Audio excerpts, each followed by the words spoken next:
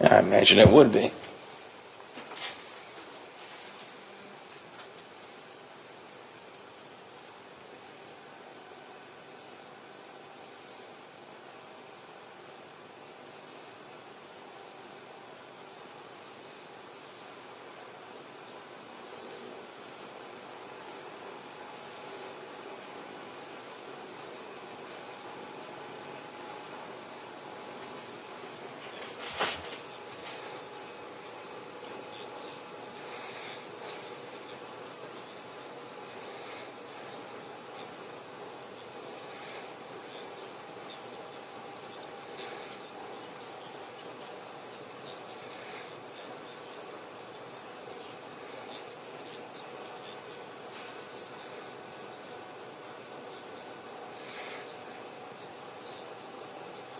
I'm Dave James on the Ohio News Network. Live and local conversation for the Ohio Valley continues shortly, here on the Watchdog Morning Show with Howard Monroe. Introducing our new redesigned 7 News app. Our new app features a sleek, modern design, an easy-to-navigate home screen with quick access to local news content, and a localized weather forecast. Subscribing to notifications is easier, and with one tap, you have access to recent push notifications. There are more ways to watch and find video. To get the new WTRF 7 News app, just update the latest version or download the WTRF 7 News app in your Apple or Google Play Store by searching WTRF.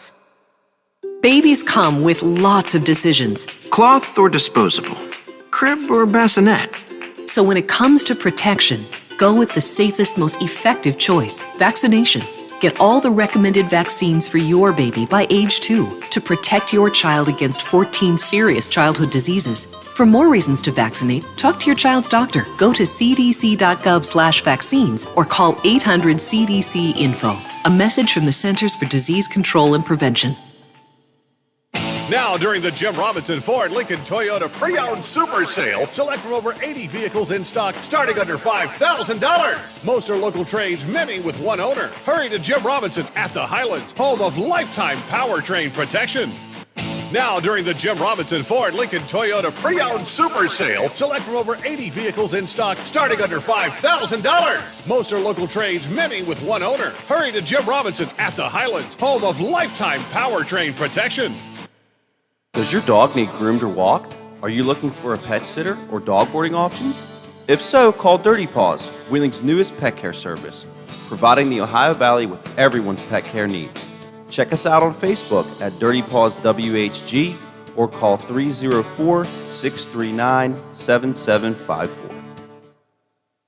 For all of your IT needs, visit OmniPerforms.com.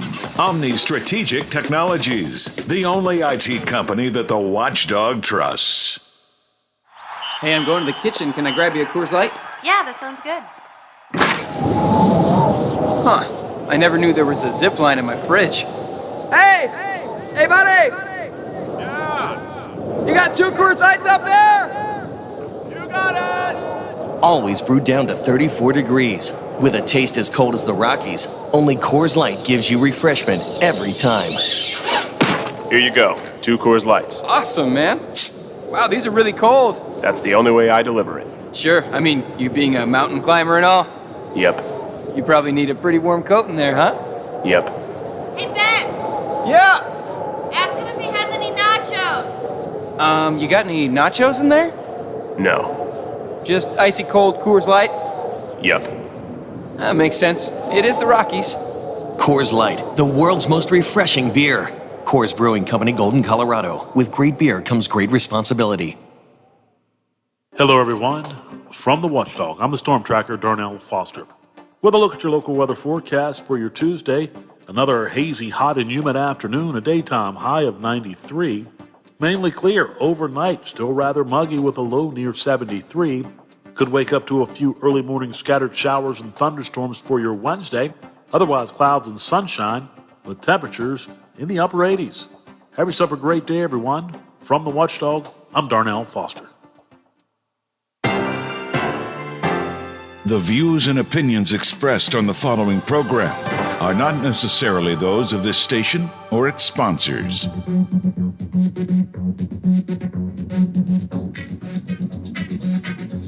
Celebrating the 100 days of summer, this is the Watchdog Morning Show with Howard Monroe.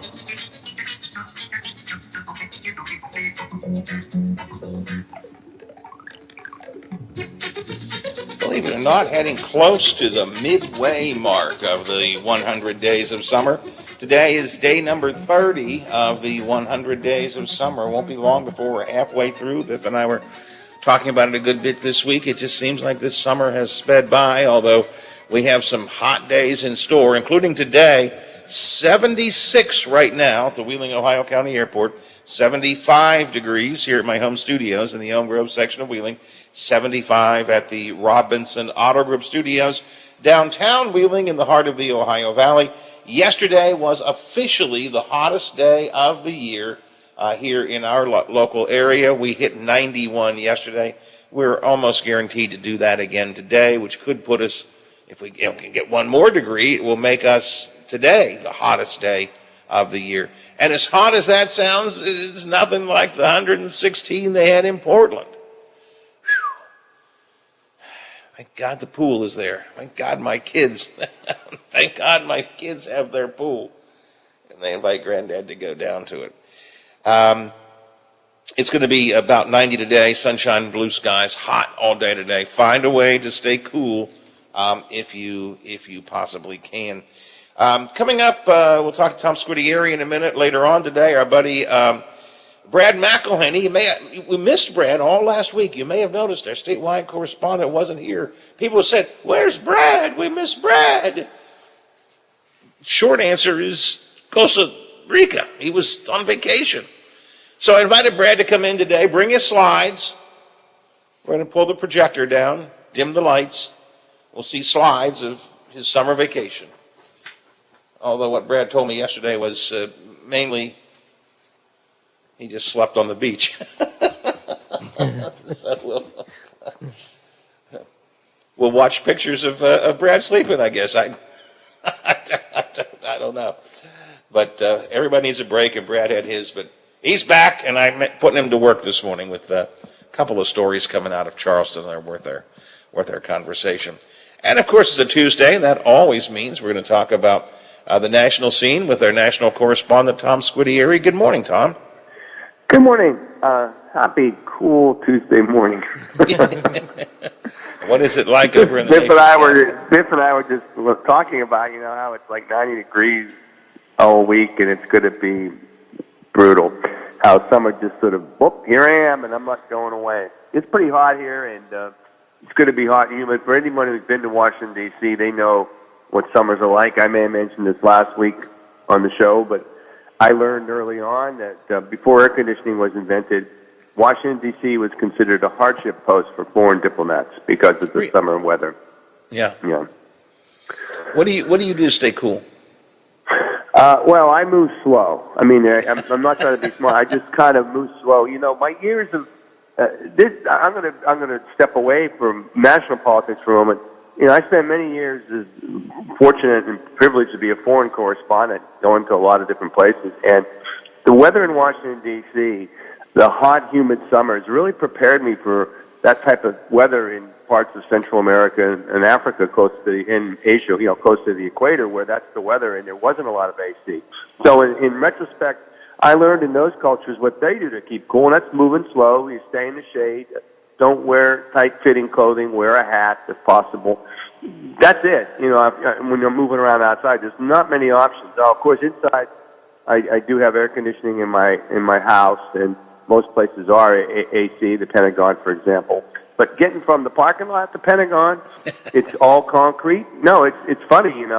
It's not that long of a walk, but it's very hot because it's all open and exposed now, and you walk over a bridge, and it's the sun's beautiful view of the city, but it's really a hot walk, and that's about it. There's not much I can do beyond that. I like your idea that go slow, just walk slow, go slow. Yeah, just walk slow. I go slow all the time, but that's because I'm 68 years old and I just go slow. I have a little thing I found about 5 years ago. In your cell phone where you have where you put in the charger cable, you plug that in there and it's a fan. It's a little fan. and you can hold it up and it gives you a little fanning, like you use the battery on your thought phone. about that. It's pretty cool. No pun intended. That's not a bad idea. And before we get into the news, staying with heat for a minute, Biff and I were talking about. I was reading an article from a Seattle newspaper. God, that Pacific Northwest is really getting the heat. But the writer in Seattle was writing about the kinds of food that she likes to eat when it's hot outside. The kind of food she likes to eat, the cool weather food for her. What's a cold weather food? I mean, what's a hot weather food that you eat to cool down? Oh, I like gazpacho. I just love gazpacho. Okay. It's a nice cool soup. I like, and forget it. I'm thinking of non-traditional things like obviously ice chips and ice cream and stuff like that cool you down. But I just love gazpacho, and it just tastes great and it really cools me down, and it also makes me. It takes away the hunger without making me feel having overeaten, which is not helpful in the heat for me either. So that's the one that pops into my head immediately, as you can tell. Yeah, and that's actually a good one. Anybody who listens to the show knows I like to eat. But even I can't eat much in the heat. It's just it doesn't. I bought a little grill. A friend of mine found these little terracotta charcoal grills, and they could cook maybe 2 steaks. That's how small they are, but they heat up very quickly. So I have it in the backyard, and I did. My cousin was visiting this past weekend, and I grilled us some steaks one night. And I went out, put them on, and you could go out and look. That's okay to have when you bring them inside, but because they weren't too big. But the thought of sitting outside grilling is just not going to happen in July. I'm with you. Well, let's talk about some of the political stuff. Sure. It looks like Congress may go its own road on this insurrection commission, right? It looks that way. Nancy Pelosi was going to form a commission. There's a lot of support for this commission. I'm a little puzzled by the Biden administration. They don't want to have a commission either. These reports coming out.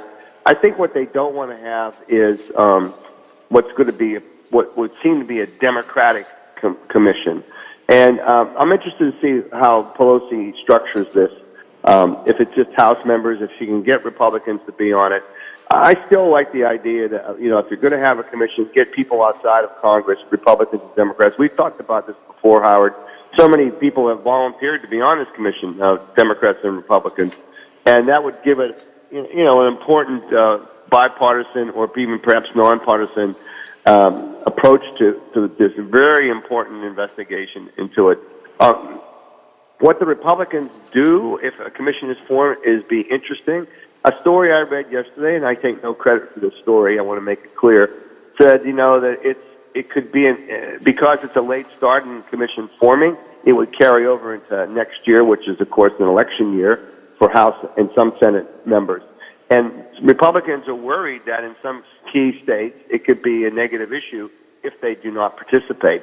As time goes on and more people solidify their views about how they feel about January 6th, those who feel it was an insurrection or an affront on democracy, or in other words, a negative, they would see that anyone opposing investigating why it happened in a negative view. That was a very interesting take on it. One of the articles I was reading said that, and it seems as if Nancy Pelosi in her head is preparing to have some kind of a congressionally created commission to look into this. I mean, it sounds to me like the idea is a fait accompli. How it's put together is still to be determined. Yeah. I could be wrong about that. But a piece I was reading said that the biggest thing they have to make sure is that this 9/11 congressional committee doesn't become another Benghazi committee. Yeah. Doesn't become another just, them versus us kind of thing that Hillary Clinton went through. Yeah, I think that's a very smart observation. And, you mentioned the word congressional committee, Howard, and I'm wondering if it's going to be congressional as in House and Senate, or it's just going to be a House, member of House committee. And again, I don't think there's anything that, here's a real nerd fact about our government. You don't have to be a member of the House of Representatives to become Speaker of the House of Representatives. You or I or if or anybody they want to elect to be Speaker. I don't know if the rules of a commission set up by the House has to only have House members. I apologize for not knowing that. I wasn't able to get a clear answer on that. So, maybe she could set up a, quote, House-sponsored or House commission that would have other people. Or the other thing is you could have members on it, but then you have staff, of course, who would do a lot of the pre-work and investigative work that would be Republican or Independents or Democrats or however you want to make create the lineup there. Yeah, that's for those who don't understand what we're talking about. There's a difference between an independent 911 style commission, which is what was voted down earlier this year, and this would be a commission created by Congress and probably by the House to investigate what happened on January 6th. It's interesting. I never thought about that. You're right. It could conceivably, I would assume they could set the rules however they wanted to. It could sort of become an independent commission in that they could bring other people in as members of the group, even if they're not necessarily members of Congress. I would think they could do that. That's interesting. Yeah, again, I want to emphasize, I don't know the answer to that, and I apologize. I was trying to figure that out. I was curious because I actually saw, this is a classic Washington example. Two friends and I were out to dinner last Tuesday, a week ago, at a restaurant downtown, about 6 blocks from the Capitol. In walks Nancy Pelosi. So the three of us were discussing. That led us to discuss this whole commissioning because that's when it started saying that she was thinking about creating a commission. One of those guys had worked on Capitol Hill for a member of Congress for years, and the other was a former journalist. So they're very knowledgeable about how Congress works, and none of us could come from the top of our heads with the answer to what we were just discussing. If you could have outsiders. You guys are a lot smarter than I am, but I have no idea. But it would seem to me that you could create the rules as you choose to if you can get. I don't know. I don't know. I guess I shouldn't go down a road I don't know either. So, but it's an interesting concept. Yeah. I'll try to find that answer out for next week. Somewhere along the way, the American people are going to expect some sort of a more in-depth investigation of January 6th. The Trump base notwithstanding, there is a demand for it. Yeah. I'm sorry to interrupt you, but I fully agree with you, Howard. And even without this commission, different investigative tools of the media and elsewhere, we're coming up with major, I don't even say nuggets, but major chunks of information about, what happened before and the communications before. There's always going to be this debate about did the Pentagon act quick enough and that kind of debate. That's sort of a political debate almost at this point. But there's the sort of logistical stuff, as I call it, beforehand, what was taking place, and the organization and the stuff that happened in Michigan last summer as sort of a dress rehearsal and other state capitals. I think there's a much bigger story here. I don't mean that just in the sense of a news story, but there's a saga here that it needs to be explained.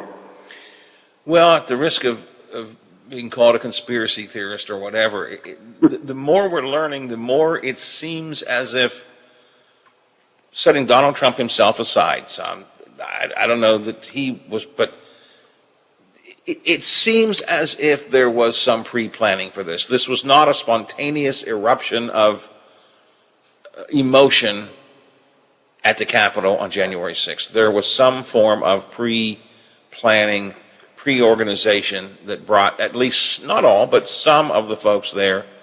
And we're seeing some indication that some members of Congress may have been aware of it. Yeah, to use two cliches, which seem appropriate here. Sometimes a cigar is just a cigar. Let's look and see what we're seeing, and then see it.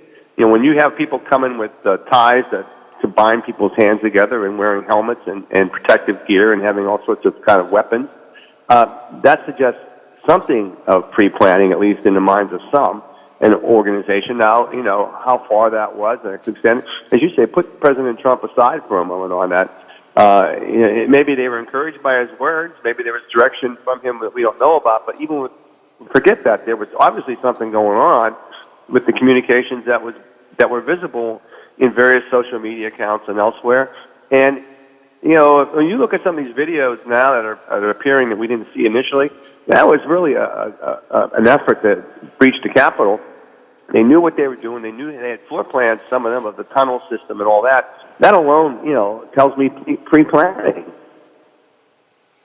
Yeah, I mean, it's tough to say that this all happened spontaneously because, as you point out, there was knowledge of forethought. Clearly, some of these folks, not all, again, I want to stress that, but some, they knew where they were going and they knew what they were intending to do. They came prepared with certain. Look, it's one thing to come to a protest with a flag or a sign. It's something else to come with handcuffs and ties. I mean, that's just, you know, that takes things to a whole different level. And as I said, we're beginning to hear more and more talk that some members of Congress may have, at least inadvertently, if not intentionally, aided some of this by providing information to some of what we now call the insurrectionists. So there's a lot more to find out, I guess, is what I'm saying. And somewhere along the way, we've got to do that.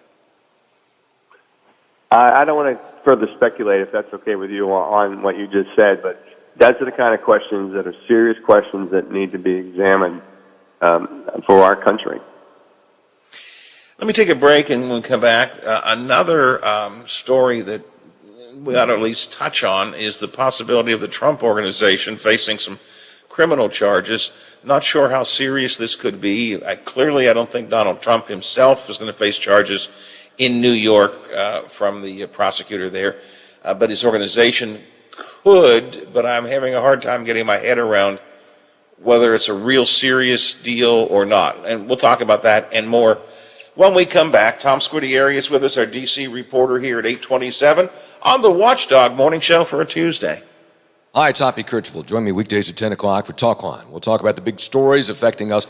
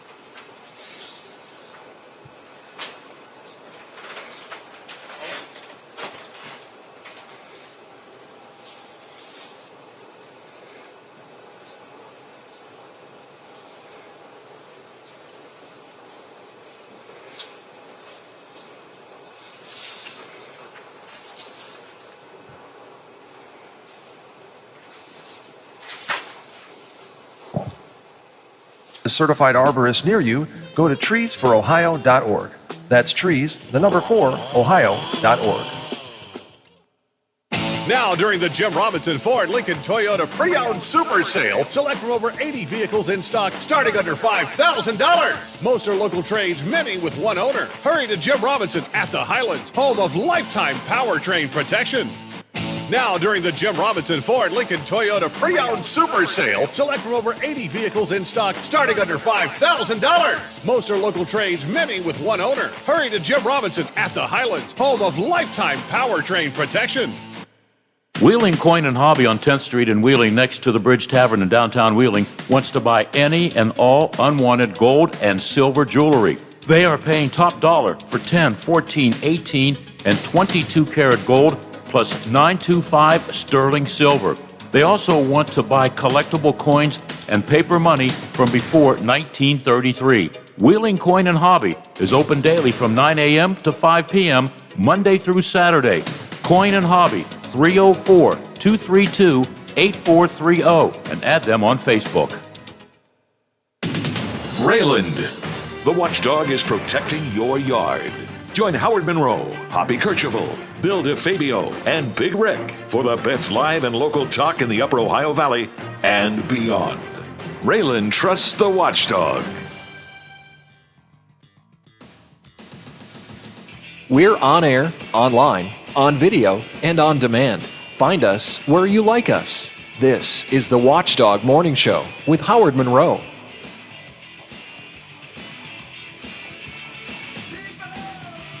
'76 at the airport, 75 at the home studios, 75 at the Robinson Auto Group Studios, downtown Wheeling, in the heart of the Ohio Valley, looking for a high of 91 today. We had 91 yesterday, and that was a record for the year, so we could have a record-breaking day today. Be sure to find ways to stay cool if you possibly can.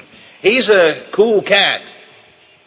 I was trying to come up with a good segue there. I don't know. Tom Squitieri is here with us. Our national correspondent, talking about some of the big stories. Tom, I'm having a hard time getting my head around what may or may not happen in New York State with the potential charges against the Trump administration. Last week, there were reports that it seemed likely the organization, again, not Trump himself, but the Trump organization, would be facing criminal charges from the Manhattan District Attorney's Office. Then yesterday, Trump's attorney in that case seemed to really downplay the likelihood of that. I mean, what are you reading, hearing, or thinking about that? I think that there's a good possibility that there will be some criminal charges brought against some aspects or individuals of the loosely defined Trump financial organization. Let's remember that Donald Trump, before he was president, had a lot of entities, including like Trump University and others, that were taken to court and to pay fines and et cetera because they were in violation of the law. At least they cut the deal so they wouldn't have to go to court and face losing in court and paying other things. I think there's a track record of the Trump financial organizations, and again, I use that term broadly, that shows, a somewhat of a casual observance of some regulations, let's say. And so I think that there's probably a lot of grounds for criminal charges. A lot of pathways or avenues for potential criminal charges. I'm rephrasing that because of the way the organization has operated for decades. Now, I'm with you on the fact that I don't think former President Trump himself will be brought on any charges. I think the layers of the way the organization is structured, like many people at the top, are often protected from these kind of things. They are talking. If you look at who they're interviewing, I always think it's interesting, that Rudy Giuliani, who was not involved necessarily in this probe, he was when he was a prosecutor in New York City, the same office that's leading these prosecutions, leading these investigations.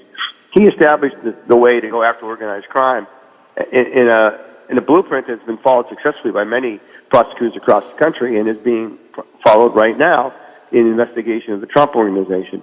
You don't necessarily get the guys at the top on the big crime. You start with the smaller individuals and you get them on smaller crimes and you build the case as you can. And so that's a long answer to your response to your question, Howard. But I do think that there was likely to be some charges at some point. It's difficult to determine how large they will be, how many people at this point. I think it's a true investigation. It's aggressive. There is a clock ticking with the departures coming up of some of the key individuals leading those investigations, and it's plural. But I don't think that necessarily ends with the departure of one or two people. Well, I think something will probably break one way or the other fairly soon on that. Fairly soon means within weeks or a couple of months at the most. I don't think that's going to drag on for a long time. Tom, one last, let's go to your primary beat, which is the Pentagon. Budget hearings today, not today, but budget hearings this week on Pentagon's budget, right? Yeah, today is the Secretary of the Army and the Army Chief of Staff are on the Hill. This will be the last major group of Pentagon officials talking about the budget. They've talked to different individuals over the last 3 weeks or so. Budget's way behind schedule, and not many people are actually happy with the defense budget this year. That's Democrats and Republicans. And of course, summer's coming up. August is coming up. This is going to be a late budget for the Pentagon, which does complicate some issues for them. Yeah. All right. And tensions in the Mideast are still a little bothersome as well, are they not? With Iran and they Iraq are. and all that sort of stuff. Howard, before we run out of time, I did want to mention one thing. Just judging from the timing of our calls here on Tuesday, Biff reminded me that July 4th is actually Sunday, and there's a rumor that a lot of the U.S. withdrawal from Afghanistan, including the turning over of Bagram Airfield, which is the airfield, in Afghanistan, will be completed before July 4th. So that's less than a week. I wanted to point that out to you and your listeners because, we'll know, of course, next Tuesday when I'm back, God willing. But that seems to be an accelerated process now in Afghanistan. Yeah, and you asked about the Middle East. I'm sorry about that. That's all right. We had some missiles going back and forth over the weekend. The U.S. base were attacked by Iranian-backed militia. As early as late as Saturday, the U.S. fired some attack drones at a couple sites on the border. The militia struck again last night, Monday night, and the Iraqi government complained because they said the U.S. violated Iraqi sovereignty by these attacks. The problem is, as Senator Shaheen of New Hampshire said, she said, well, we wouldn't have to do it if essentially the Iraqis could take care of these militias themselves, and they can't. So, you're really in this kind of tough situation for the Biden administration, as the Trump administration was for the same reasons. Exactly. All right, well, you'll keep an eye on all this stuff for us, and we'll talk about it again on Tuesday. I will. I appreciate your time today. Have a cool day, Howard. Have a cool day and a happy 4th of July. Thank you. Bye-bye. We'll talk to you later. Tom Squitieri, our team member from the nation's capital. Every Tuesday, we just kind of do a wrap up of some of the stories that are happening in the nation's capital. And I'm always behind time with Tom. 8:37:23 till the hour. 76 at the airport. 75 here at the home studio. 91, the predicted high for the day. Could gas stations be running out of gas ahead of the holiday weekend? And if the answer is yes, and it is, what's the reason behind that? And the NCAA is taking some at least temporary steps to allow the athletes to profit from their name, image, and likeness. Is this a gigantic change in the sports world, a college sports world? We'll talk about all of this coming up here on the Watchdog Morning Show. But first, we'll check some headlines for you. The WTRF Channel 7 News Update is brought to you by Thomas Auto Centers, Mall Road, St. Clairsville. Get the best deal at Thomas Auto Centers. Now it's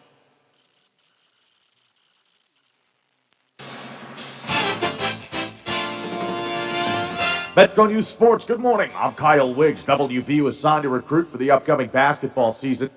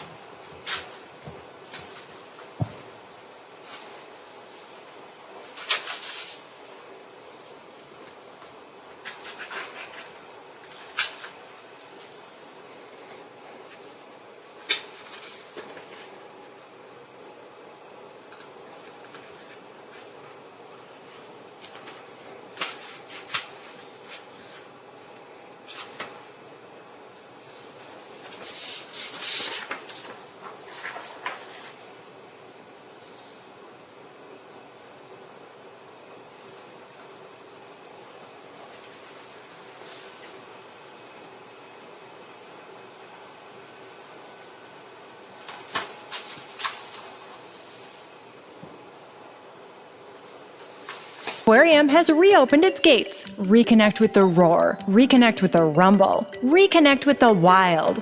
With new safety procedures in place, we invite you to reconnect with wildlife once again at the zoo. Visit pittsburghzoo.org for information about ticketing and our modified operations. See you at the zoo. Now, during the Jim Robinson Ford Lincoln Toyota Pre-Owned Super Sale, select from over 80 vehicles in stock starting under $5,000. Most are local trades, many with one owner. Hurry to Jim Robinson at the Highlands, home of lifetime powertrain protection. Now, during the Jim Robinson Ford Lincoln Toyota Pre-Owned Super Sale, select from over 80 vehicles in stock starting under $5,000. Most are local trades, many with one owner. Hurry to Jim Robinson at the Highlands, home of lifetime powertrain protection. Protecting you isn't just our job, it's our passion. If 2020 has proven anything, it's that anything can happen. You need to have the right partner to guide you through insurance pitfalls to make sure your business is adequately covered. From your property and equipment to your employees and your family, Glessner Wharton Andrews Insurance has the drive and the ability to keep you protected. Over the years, you've brought opioids into your home. They helped when you were in pain, and you held on to them just in case. But holding on to opioids puts your family at risk. Learn more at www.fda.gov/drug disposal. Follow us on Facebook for the latest news, show updates, podcasts, alerts, and live video streams from the Valley's only network dedicated to local, community-driven talk radio, The Watchdog. Miss a part of the show? Want to hear a segment again? Check out our podcast page at watchdognetwork.com. The Watchdog Morning Show with Howard Monroe continues.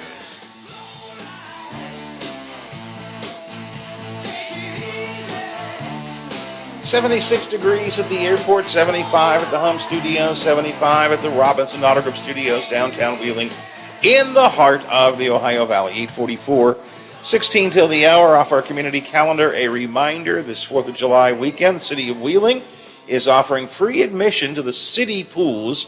Those are the pools at Wheeling Island, Glenview Heights, down in South Wheeling, the city-operated pools, okay? No, we're not talking about Wheeling Park or Ogilvy Park. That's a different story. But the city pools, free pool admission this Friday, Saturday, and Sunday. And also, courtesy of the city, this Friday, Saturday, and Sunday at the pools, one free hot dog per day per person as part of their festivities for the 4th of July. So, kind of a neat thing the city is doing. Here are the pools: Garden Park, Warwood, Bridge Park, Wheeling Island, Grandview, Wheeling Heights, and the South Wheeling Pool. Those are the pools, the city-owned pools that are open now, and they will be free of admission on this coming weekend for the 4th of July, Friday, Saturday, and Sunday. Admission is fairly inexpensive, I think, Biff. I don't know what it costs to go to those pools right now, but it's not a dramatic dollar figure. No, I think it's reasonable. Yeah, I'll have to look that up out of curiosity, but it's a reasonable number, I think. But this weekend, Friday, Saturday, Sunday, free admission to the city pools, plus one free hot dog per person per day at those pools as well. So that's kind of neat. That's being offered by the city of Wheeling. Every year this week we get the list of the ideal barbecue plate or the ideal 4th of July plate. And very seldom does it change, Biff. The number one choice for the barbecue plate, and barbecue is a bad phrase, they're using it in this story, but the number one choice for your 4th of July food plate is what? Probably a hamburger. Hamburgers, yep, absolutely. Number one. 65% of the people surveyed say, burger, burger, burger on my plate, please. And number two, not surprisingly, hot dogs. Hot dogs are number two. Then come a variety of other things, any one of which I would be happy to have on my plate. Number three are ribs. My wife made ribs last night. I can't extol the virtues of an air fryer enough. Everything that we make in the air fryer is unbelievable, just unbelievably good. They were the most tender, fall off the bone. They were great ribs. There was only one problem with my wife's ribs last night, Biff. You know what it was? No sauce? Not enough of them. Oh. Not enough of them. Ribs come in at number 3, followed by sausages. I like that. Chicken wings, pulled pork, brisket, pork chops. I don't tend to think of pork chops as a 4th of July picnic kind of food. Maybe it is. Do you think of it that way, Biff? No, I don't.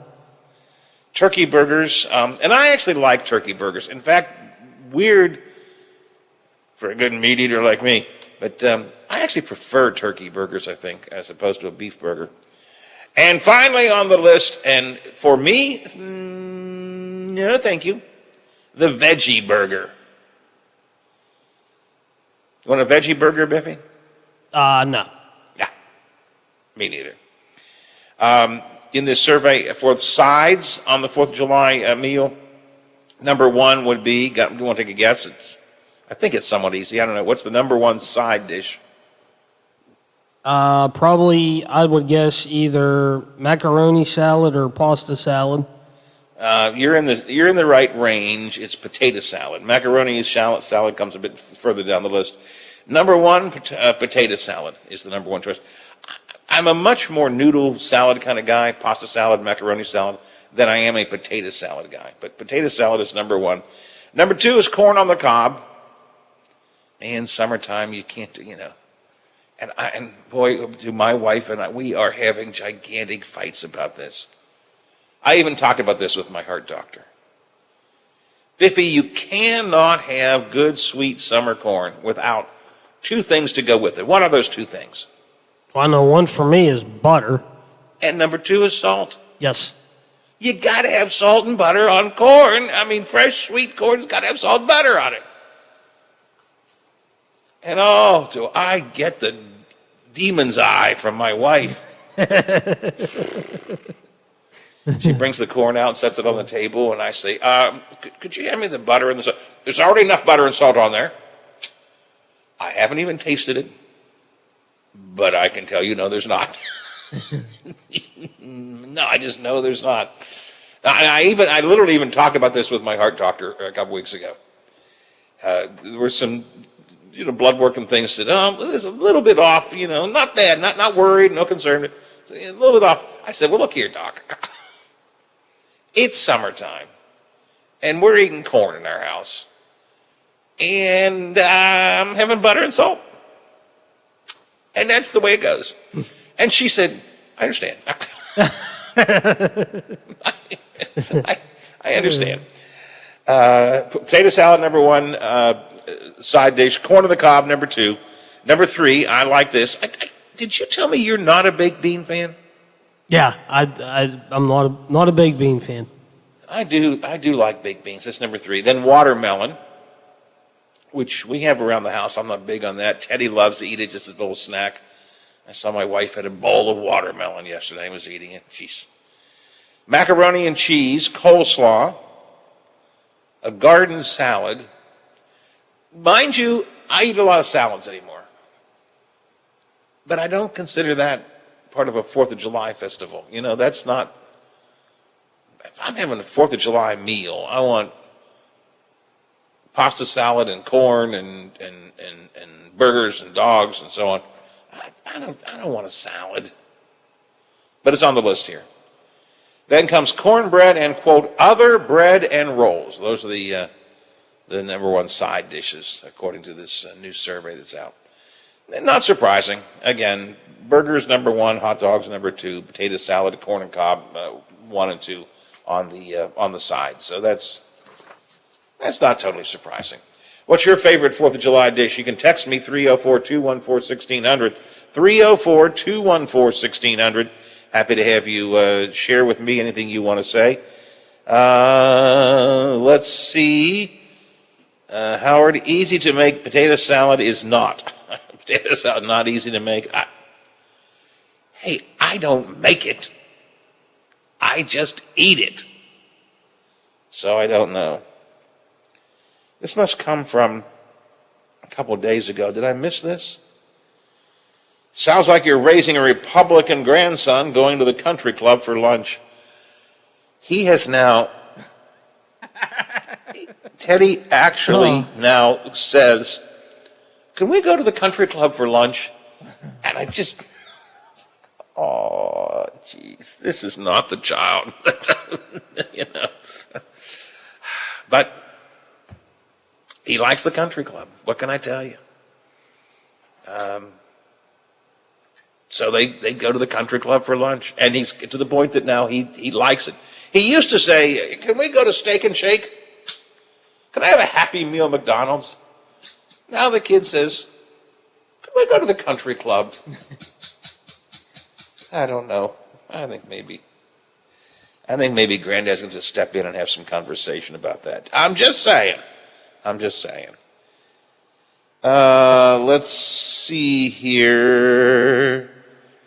Price range for Ogilvy's pool, $8 for adults and $6 for kids, which is a lot more than it was when I was a kid, because I think it was like 50 cents when I was a kid. But it's not wildly expensive.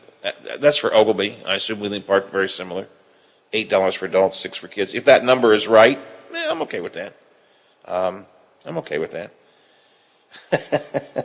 And this also off the text line at 304-214-1600. My favorite 4th of July dish? Beer. Yeah,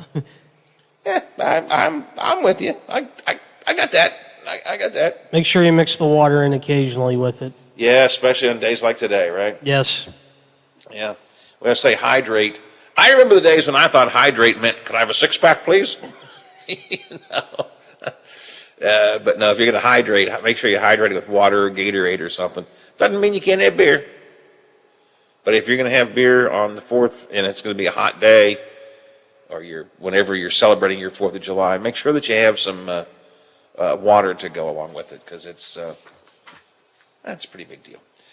All right, 6 before the hour here on the Watchdog Morning Show. All right, let me do one more 4th of July story. I wanted to get into this NCAA business, Biffy, which maybe we'll do next hour. Do you think athletes ought to be allowed to make money off their name, image, and likeness? Absolutely. I do too. I mean, I've always thought it was crazy that the schools can make literally millions of dollars and the athletes get nothing. I know they don't get nothing. They get an education, they get scholarships, but how about cold hard cash? Go to the bookstore at some of the major colleges and universities, and you walk in and they're selling your jersey for who knows how much, and yet you can't make anything off of that. Yeah. I mean, really? It's not right. No. And it never has been. Supreme Court opened the way for some changes on that, a week ago, 2 weeks ago. Yesterday, the NCAA Division I Council voted to support an interim policy. They're going to come up with a full-scale policy later, but an interim policy that allows college athletes to profit off their name, image, and likeness without violating NCAA rules. This would be in effect until any federal legislation comes through, and there is federal talk about that, or until the NCAA adopts new rules on NIL to begin with. Now, that was a recommendation from the NCAA Division I Council. The NCAA Division I Board of Directors meets tomorrow, I think it is. They will review that recommendation and vote on that. Several states have already passed what they call NIL laws, name, image, and likeness laws. Alabama, Florida, Georgia, among others, where student athletes can take part in activities as long as they are consistent with the law of the state. And according to the NCAA, in any state that does not have an NIL law, athletes can engage in name, image, and likeness activities, making money off of endorsement deals, signing autographs, and selling merchandise. And I think it might have been actually just yesterday, I think Governor DeWine in Ohio, yes, you are correct. He signed an executive order too, and I think, I'm not sure about the other states, but I think the one in Ohio limits, I think, tobacco smoking, and maybe alcohol. That you cannot You profit cannot. from that. Yeah, you cannot profit from that. I think that's it. But that's the one. That was the one in Ohio. So I'm not sure what the other states have, but I wouldn't be surprised if they have the same thing. And the puppet master, Sean Fluharty, has been pushing this for several years in West Virginia.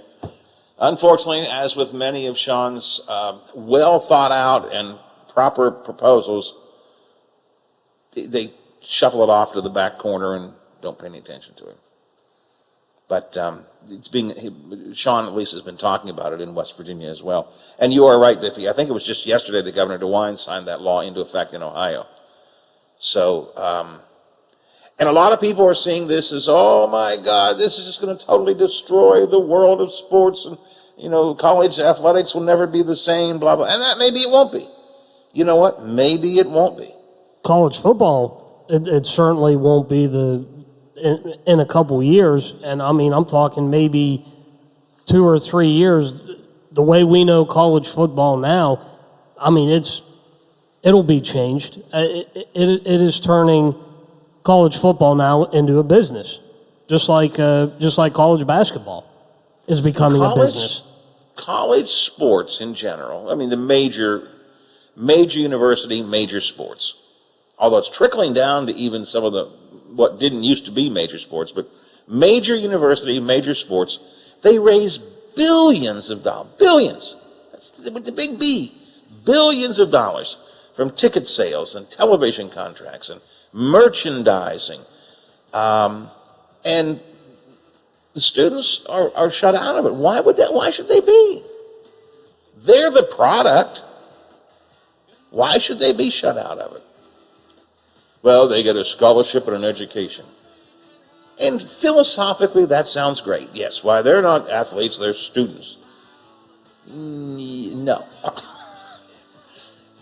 In major sports and major institutions, the athletes are a product.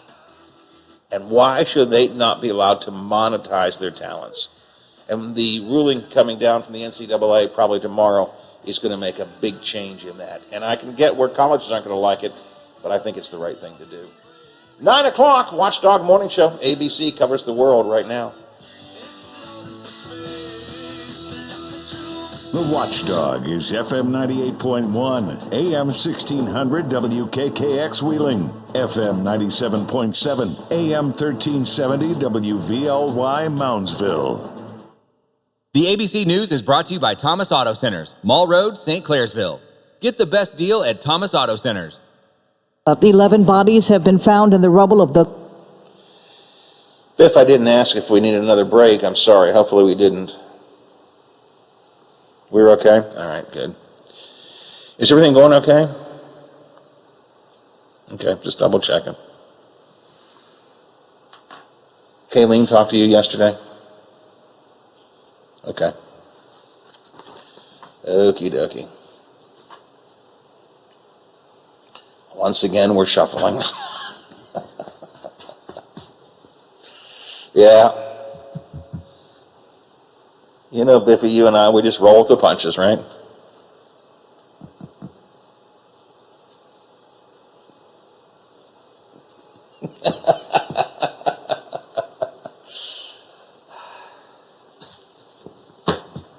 Well, we'll see what's next. That's a theme I preach on my Dillonvale people. Kind of, it's sort of a joke because I frequently preach on what's next. That's the theme I use all the time, but we know what happened, but what's next?